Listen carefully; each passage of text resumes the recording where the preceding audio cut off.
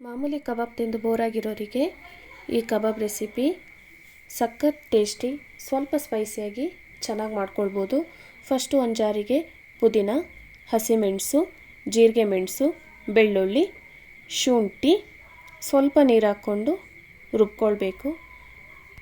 Next ರುಬ್ಬಿರೋ ಮಸಾಲೆನ ಒಂದು ಪಾತ್ರೆಗೆ ಹಾಕ್ಕೊಂಡು 2 ಕಬಾಬ್ ಪೌಡ್ರು, ಅರ್ಧ ನಿಂಬೆಹಣ್ಣು ಹಿಂಡ್ಕೊಂಡು 2 ಎಗ್ ವೈಟ್ ಹಾಕ್ಕೊಂಡು ಮಸಾಲೆನ ಮಿಕ್ಸ್ ಮಾಡ್ಕೊಳ್ಬೇಕು. ನೆಕ್ಸ್ಟು 3/4 kg ಆಗೋಷ್ಟು ಚಿಕನ್ನ ಹಾಕ್ಕೊಂಡು ಅರ್ಧ ಗಂಟೆ ಆಗೋಷ್ಟು ಮ್ಯಾರಿನೇಟ್ ಆಗೋಕ್ಕೆ ಬಿಡಬೇಕು. ಮ್ಯಾರಿನೇಟ್ ಆದಷ್ಟು ಕಬಾಬ್ ಟೇಸ್ಟು ಚೆನ್ನಾಗಿ ಬರುತ್ತೆ. ನೆಕ್ಸ್ಟು ಒಂದು ಪಾತ್ರೆಗೆ ಎಣ್ಣೆ ಹಾಕ್ಕೊಂಡು ಚೆನ್ನಾಗಿ ಕಾದ ನಂತರ ಚಿಕನ್ನ ಒಂದೊಂದಾಗಿ ಬಿಡಬೇಕು. ಕಬಾಬು ಕೆಂಪಗಾಗೋಷ್ಟು ಎಣ್ಣೆಯಲ್ಲಿ ಹುರ್ಕೊಂಡ್ರೆ ಆಯಿತು, ಅಲ್ಲಿಗೆ ಕಬಾಬ್ ರೆಡಿ ಆಗುತ್ತೆ.